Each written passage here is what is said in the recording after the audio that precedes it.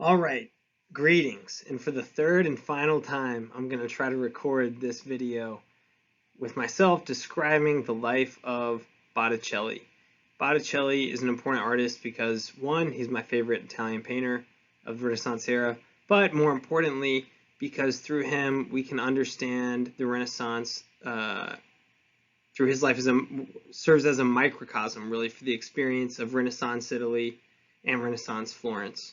Um, his life and his active dates as an artist really span the heart of the Italian Renaissance. So without further ado, let's jump on in. So 15th century Florence, the time and place into which Botticelli was born, was the place to be. It would be like maybe the London or New York City or Tokyo of today, the Paris of the 19th century. It was happening. It was the center of the Italian wool industry, which is one of the strongest wool industries in Europe, and more importantly, was the center of Italian and European banking. Despite its wealth in the late Middle Ages and early Renaissance period, Florence was not without troubles. After the Black Death, in a parallel development to Wat Tyler's rebellion in England or the Jacquerie revolt in France, there was the Ciampi revolt or Ciampi revolt in Florence. And this was a rebellion of the working class wool workers trying to get greater political and economic rights in the oligarchic city government of Florence. And the revolt was put down, but there's an important lesson that was learned by the Medici, the great banking family that would rise to power in the next century, that in order to maintain power, one had to appease the mob. One way to appease the mob is with games and entertainment, or by patronizing public art. And painting, to some extent, would play a role in creating a cult of personality around the Medici family. And as we will see, Botticelli is going to directly play a role in that process. So one of the things that affected the rise of the city of Florence, the rise of the Medici, and really, allowed for someone like Botticelli to become as famous and successful of an artist as he was the florin, which became the gold standard of European currency. It was a pure gold coin that could be used as a legal tender anywhere in Europe, essentially. And this made whoever controlled the financial scene in Florence a key player in the financial scene of all of Europe. The Medici family would end up becoming the most powerful banking family in Florence, and thereby the most powerful banking family in all of Europe in the 15th century. The rule of the Medici effectively began in the 1430s and really saw its apex, at least during the Italian Renaissance period that we're discussing, from 1469 to 1492 under the leadership of Lorenzo the Magnificent. Lorenzo was a very savvy businessman, but also he was an adept ruler and understood the value of patronizing the arts for strategic purposes, but also he seemed to just be a pretty artistically inclined guy. He sponsored the kind of relearning of Plato in Italy. Keep in mind, y'all, that Plato had not really been read in Italy for centuries, almost a millennia. And Lorenzo, his patron of the arts is kind of the high watermark in some ways of the Italian Renaissance. And it's from this center in Florence in the 1400s that the Italian Renaissance is going to have a massive influence across Italy and across all of Europe. And we really can thank Lorenzo to some degree for that explosion of new thoughts and ideas and revitalization of old ideas from the Greeks and the Romans. Now along comes Alessandro de Mariano Divani Filippi, who would eventually become Botticelli, or the Little Barrel. He got this name because his big brother Giovanni was called Botticello, the barrel. And being the little brother, he got stuck with, the little brother nickname. He was born around 1445. His father transitioned from being a leather worker to a gold artisan around the time that Botticelli was 15. And it's probably around this time period that Botticelli started meeting artists and kind of moving up in the world, so to speak. And pretty soon after, he was able to get an apprenticeship with the famous painter Fra Filippo Lippi. Filippo Lippi is one of the great early Italian portrait painters, but almost all of his portraits are really of Madonna and Child, meaning the Virgin Mary with baby Jesus. Fra Filippo Lippi is going to have a major influence on Botticelli as an artist, and this is apparent through Botticelli's own seeming preference to paint Madonna and Child scenes, and some of the ways in which Botticelli will depict the female face very stylistically, not attempting to render anatomical realism as some other high Renaissance artists such as Leonardo da Vinci will, but instead focusing on an angelic, almost otherworldly depiction of his female subjects. And we can see this in an early Madonna and Child painting of Botticelli's, Madonna and Child with Adoring Angel. We can see the tenderness between mother and child. We can see the translucent drapery that was also a hallmark of Fra Filippo Lippi, and the romantic landscape in the background. Moving forward a little bit, we still see Botticelli painting a biblical scene. However, it's a biblical scene, the Adoration of the Magi, in which the Medici family themselves play the starring role.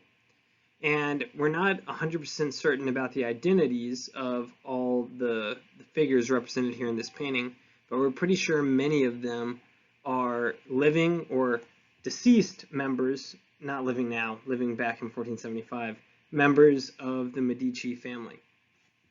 But most interestingly is this fella in orange over on the right-hand side. This is overwhelmingly believed to be a self-portrait of Botticelli. Botticelli is depicting himself here amongst the Medici with kind of a strange expression on his face. Either one of, I can't believe the Medici had me paint a painting of them at the Adoration of the Magi, this is crazy, or kind of a knowing look of, yeah, I made it. I went from being the son of a leather worker to now rubbing elbows with the most powerful family in all of Italy. It's a snapshot into his personality, and it's the only portrait of him, the only only evidence we have of what he may have looked like in life. Moving on into the 1480s, Botticelli continued his career, and for the most part, up to 1481, contented himself with religious scenes, which would have been the norm for the time. The church commissioned a lot of art, or wealthy religious people commissioned a lot of art, and they wanted to see depictions from the Bible. And this is a scene that he painted in Rome, the Temptations of Christ, where he shows different moments of Christ's temptation, all portrayed in the same landscape. And that was a fairly common technique at the time that was really a holdover from medieval artistic styles. By 1482, we get to La Primavera, one of Botticelli's most famous works, and a work that demonstrates his growing interest in pagan influence. And this parallels developments in the Florentine Renaissance, seeing more and more pagan or secular themes arising in works of art. One of the things that makes Primavera so interesting, though, is it's not easy to determine what exactly is being depicted here. Some interpretations, this is a religious scene with Christian undertones, and other people see this as a purely pagan fantasy. But let's break it down into the painting's three parts. On the left, we have the god Mercury, and the three Graces, who are pagan personifications of the arts. Mercury is interesting. He's the only male human figure or humanoid figure in the painting. And he's also one of the only figures wearing shoes. He's looking up to the heavens, and it's cut off in this slide, but he's using his wand and kind of playing around with some clouds. And it's hard to tell whether he's making the clouds go away, whether he's summoning them. But one interpretation of his presence is a critique of Platonic philosophy, meaning the philosophy of Plato, which was getting reintroduced to the West at this time, that tends to separate humanity from the lived, real experience of life here on Earth. And this is why Platonic philosophy sometimes falls ridicule to the critique of its people. Philosophers have their head in the clouds, right? So that's maybe what's going on here. Also, the sword is kind of we can interpret that in a lot of different ways. The sword in the presence of the rest of the party here in this forest glen. The Queen of Heaven. The woman at the center of this painting could really be a lot of different folks. When I see this, the Virgin Mary comes to mind. Some people think this is a depiction of Venus. Maybe it's an avatar that includes aspects of both Venus's and the Virgin Mary's personality. It's really hard to say, and it's open to anyone's interpretation. And this is really one of the things about Primavera that's so enrapturing, is that it's ambivalent and ambiguous, and we don't really know what exactly it's depicting, which lets us, the viewer, project some of our own thoughts and imaginations onto it. And finally, to the right, we have Chloris, a personification of spring and flowers escaping from the clutches of the cold north wind, suggesting the promise of life, the seasonality of human experience, and the temporary nature of beauty. Real quickly, this is another painting that I really enjoy by Botticelli that was actually on display here in Boston several years ago, Minerva and the Centaur. Although it is pagan subject matter, Minerva or Athena, the goddess of wisdom, with the centaur, a pagan mythological being, we see the motherly, almost tenderness that was a part of Botticelli's earlier Madonna and Child paintings. We have this strong female figure holding a battle axe, either nurturing or disciplining seemingly remorse and almost ashamed centaur. And the centaur being a personification of man's dual nature, part human, part animal. So there's a lot we could read into this, and definitely open to discussion about additional meanings. Botticelli's most famous painting, The Birth of Venus, is also certainly his most controversial, at least at the time. It's definitely pagan, definitely sexual, and has essentially a full frontal nude female, something that we don't see in a lot of his other paintings. He has one other painting that was like a study of the birth of Venus that was also on display here in Boston a couple years ago for the Botticelli exhibit. But we don't see really Christian overtones here, or even undertones. We don't see a direct connection to his earlier paintings of the Virgin Mary. And this is Botticelli at his most pagan, and potentially it's one of the paintings that he regretted most looking back on his career later in his life. Here we have another example, although less controversial, of Botticelli's attachment to pagan subject matter in the 1480s. This being the Judgment of Paris, where the Trojan prince Paris really starts to initiate the chain of events that'll lead to the Trojan War by choosing Aphrodite as the most beautiful of all the goddesses.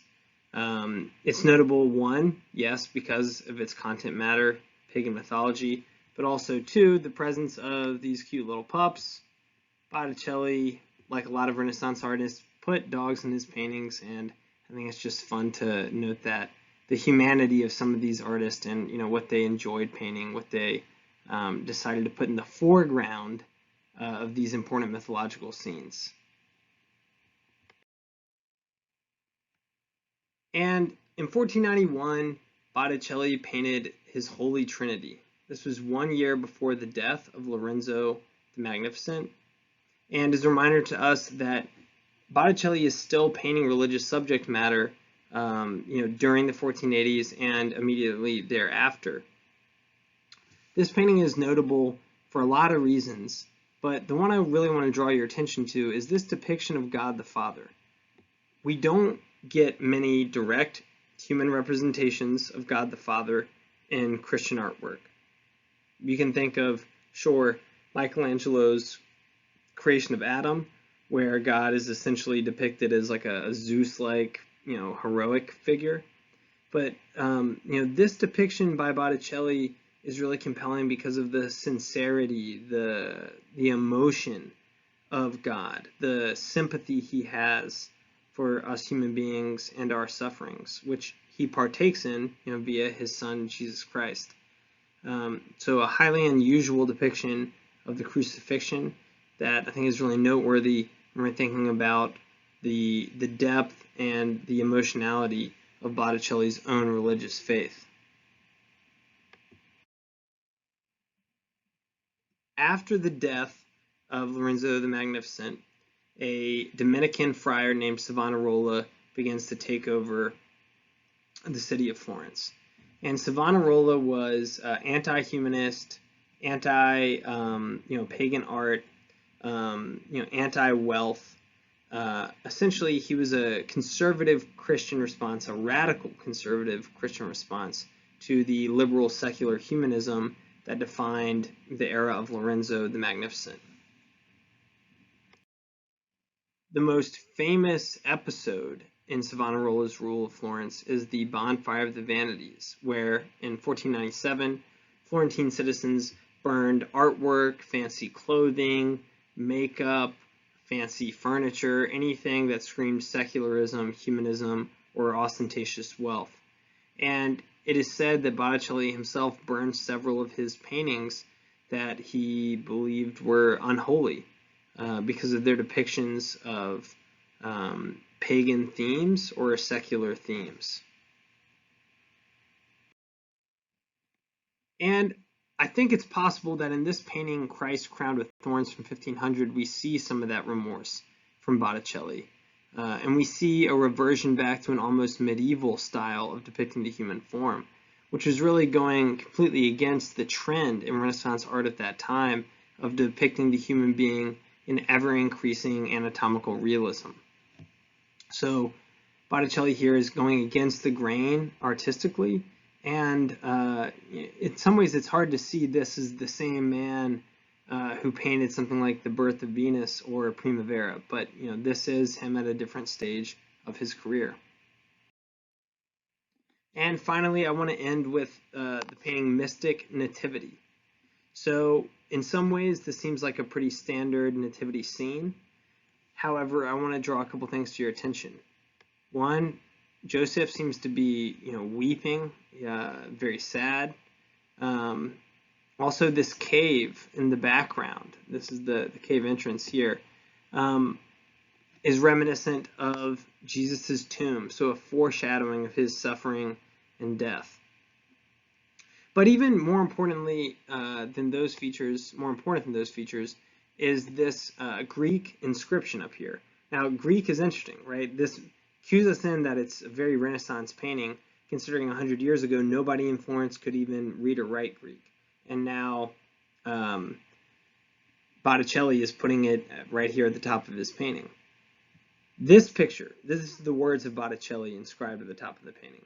This picture, at the end of the year 1500, in the troubles of Italy, I, Alessandro, in the half-time after the time, painted according to the 11th chapter of St. John, in the second woe of the apocalypse, during the release of the devil for 3.5 years, then he shall be bound in the 12th chapter, and we shall see him buried as in this picture. This is the only painting that Botticelli ever signs. which is interesting. He's not known for this. He's known for Primavera. He's known for painting Madonna and Child. He's known for the birth of Venus. But this is the only one to which he directly attached his name. And the influence here is from Savonarola's gloom and doom apocalyptic sermons that Botticelli was captivated by a few years earlier. Botticelli felt like he was living through the end times. And we know that he wasn't. But it is true that in the years following Botticelli's death in 1510, we would have the Reformation, a time of great transformation and for positive and in some ways negative, at least in the short term for Europe, because the Reformation ushered in hundreds of years of bloody civil war, essentially, between Christians in Europe. But I want to end on this note. When we look in close detail at the top of Mystic Nativity, we see these female angelic figures holding hands, dancing around the birth of God on earth underneath a portal or gateway to the heavens. And it reminds me, at least, of the three graces dancing in the mysterious wood we see in Primavera. And it makes me wonder, was there any way that Botticelli was able to reconcile his fascination with pagan antiquity with his deep devotion to God and Christ? And I'd like to say that, I'd like to hope that he did, but we can never know. And lastly, I want to leave with this thought. When we continue to study history throughout this year, there's going to be a temptation to see it all in macro terms of the great sweep of history. But we don't want to lose track that amidst these great trends and these macro movements, there's always individual people who are infinitely complex and mysterious in their own right. And that history, although when we step back from our perspective as historians, seems kind of obvious, this had to happen based on these economic factors, based on these intellectual developments. It didn't feel that way for the people who were experiencing it. It felt messy, it felt mysterious, and sometimes very troubling. So I hope you enjoyed this dive into the life and art of Botticelli, and please subscribe and keep watching these videos. Thank you.